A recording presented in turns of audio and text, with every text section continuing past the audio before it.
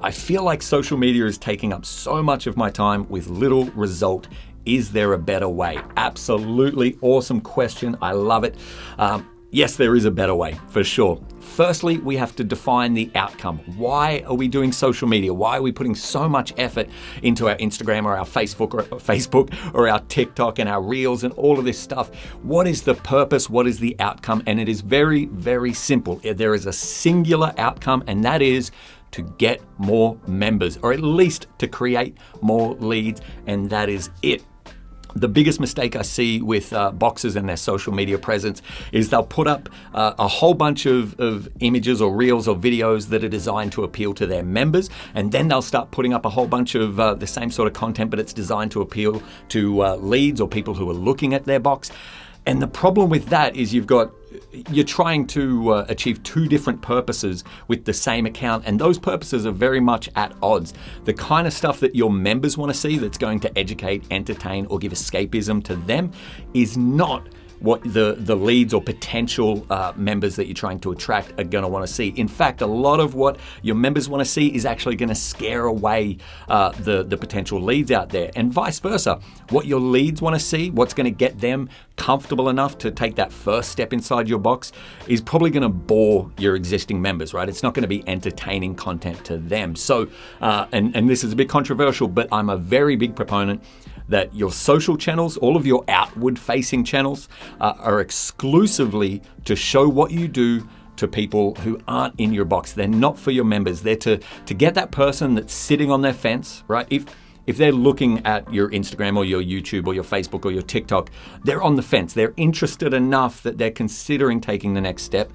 All of the content, I mean 100% of the content that we put on those channels is to get that person who's sitting on the fence to take that next step, to pick up the phone, to send us a message, to book in an intro, whatever that next step is for your gym. Now, if you still want to entertain, educate, and provide escapism for your current members, then just set up another channel. That might be a private Facebook group. That might be a second Instagram page that is private, that no one from outside of the box can access.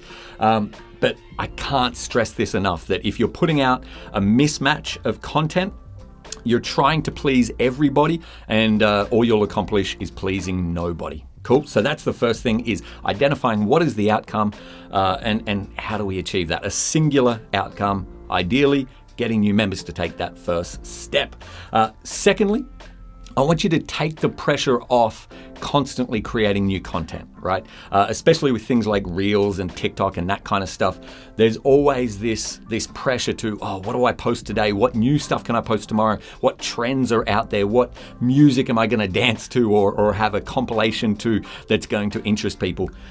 We don't need to always be fresh and exciting. We're not influencers. That's not the job of our social media, right? Like I said, the job of our social media is to take someone who's on the fence to just nudge them over to taking that first step to walking into our box.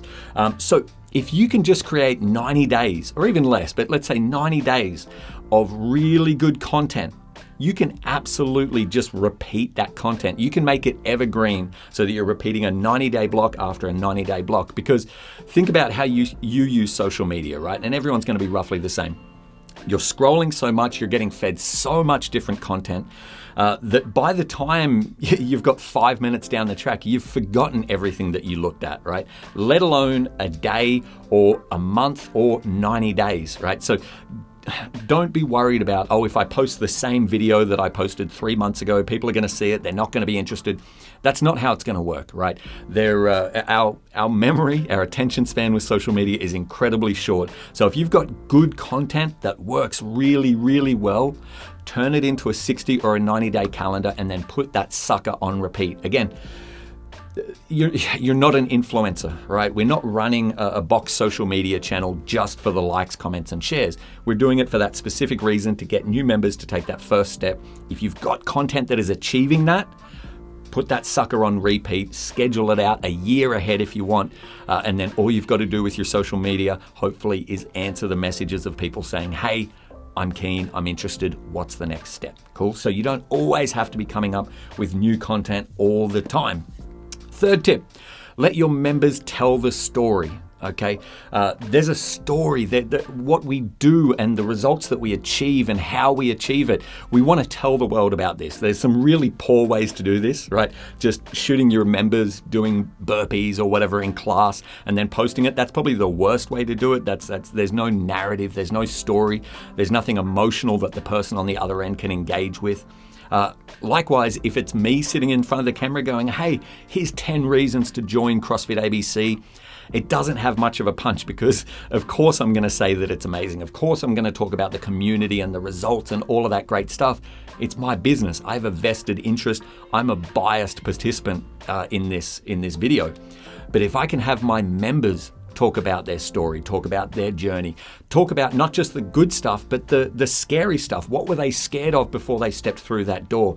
Were they worried that they didn't have the time, that they weren't fit enough, that they were going to get too bulky, that it was too expensive? Don't ignore all of those challenges. Embrace them and then have that member talk about how they overcame those challenges or how it was changed in their mind, how it wasn't going to make them bulky, how it didn't actually take up as much time, how it wasn't so expensive once they saw the value. Let your members tell the story for you. And to do that, you might have seen this coming, to do that, we're going to focus most of our content on member stories, right? Now, a lot of you guys will have seen these. A lot of people will call these testimonials. I don't like the term testimonial because when we're going for a testimonial, it can feel a lot like a testimonial. And when someone jumps in front of a camera or when a potential lead sees a video that's one of your members going, since starting at CrossFit ABC, I've lost 20 kilos. When it feels that testimonial kind of vibe, people shut down pretty quickly. But if you can tell your members' story, like I said, from start to finish, what they were scared of, where they were before they stepped into the gym, what they were scared of to step into the gym for, how their first few weeks went and what they've achieved now, the changes that they've found to their life, to their family, to their job, all of that stuff. That's powerful, right? It's not a testimonial, it is their story. So we focus on member stories. And number one, obviously, because they tell the story. This is what the person on the other end wants to hear. But number two, when it comes to creating bulk content, as much content as possible with as little effort as possible, because again, you're not a social media influencer, you're not a professional marketer. I don't want you on social media every day putting hours into it. We want to be as efficient as possible. So I'm going to give you guys an example of if we were to shoot 4 member stories, right? Now, firstly, we're going to go back a step. We have to make sure that there's an ultimate goal to these member stories. Who are we trying to get in? What class are we trying to fill up right now? What kind of people are going to be the correct avatar for filling that class? We're going to select 4 of them. So let's say it's the 10 a.m. class during the week, and right now it's predominantly mums that go to that class. Awesome. We've got our avatar for that class. We're going to target mums. So I'm going to invite 4 mums along to do a little sit-down interview where we're just going to talk them through their story. We're going to ask the right questions to draw out the right answers that we want. We're going to reverse engineer those questions. And at the end of it, we have 4 really powerful, beautiful, moving, engaging, entertaining member stories, right? So there's your first 4 pieces of content, right? This usually takes maybe 2 hours, right? You put aside 2 hours on a Saturday, you can get these people in. The interviews are only 5 minutes each. Cool. So there's your 4 member stories. Now we're going to create 4 supercut videos from those. So a supercut is basically just picking the best parts or similar parts from each of those member stories and putting them into their own themed video. So if I'm interviewing mums in this case, I'm going to be asking the same questions to each of them. There'll be a couple of custom questions to each of them depending on their situations. But I'm going to ask them, for example, how has training at CrossFit ABC helped you as a mum, or changed the way you interact with your kids, or has it inspired your kids? Has it led you to be a good example? Whatever it is, right? I'm going to ask that one question to all 4 of these mums, and they're going to all give me their answers. Now I'm going to take all of those 4 answers and I'm going to put those into a new video. This is called a supercut, where I'm cutting together 4, let's say, super parts of the interview. And that is going to be titled, How CrossFit ABC Made Me a Better Mum. That is a nice video. That is a powerful video. The member stories themselves are awesome, but this short, sharp interweaving of 4 different stories all around this one subject, that is a very, very powerful video. And then we take the next question, how has training at CrossFit ABC helped with your mental health or with your self-image? That's a beautiful one. So I ask all 4 mums that. They give me their answers. I cut them all together, and that becomes the supercut. How CrossFit ABC changed the way I looked at myself. Another killer video. Cool. So we keep doing that. So we've got 4 member stories. We've got 4 supercuts. Then I'm going to go through the member stories. Which, by the way, the only real editing that needs to be done here, whether it's by you or someone else, is for the member stories. All of this other stuff is just pick and choosing. You've already done the editing, so you're just pick and choosing little clips out of there. The next step is I'm going to pull the clips from the member stories, right? So whether it's a 10-second or a 50-second, anything sub 1 minute, obviously, for Reels and YouTube clips and TikTok and that kind of stuff. But any of those little the answers that make you want to jump out of your seat when they give them to you. Since before training at CrossFit ABC, I looked in the mirror and I didn't like who I saw. I wasn't happy with myself, but now I wake up every day and I'm proud of what I've created. I'm proud of the body that I've created with the work that I've done. Yes, like I said, the hardest part when they give you this answer is not jumping up and down and celebrating. So that is its own little clip, right? We take that clip, we've got some nice music behind it already. We put it through a captions app so that we've got the captions, everything on social media, captions.